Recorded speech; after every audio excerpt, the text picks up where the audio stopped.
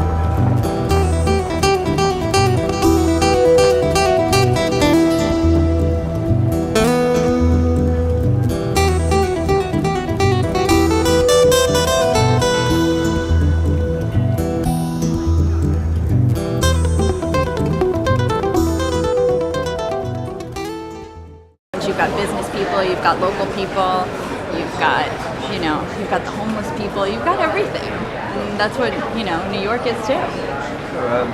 The first few days, I was in the city the first few days afterwards, and it was definitely the city was very different. It was quiet, and everybody was very somber. You couldn't really go into a bar or a club, they wouldn't really play music. I know a fire captain who went to 44 funerals, and it's affected his life completely.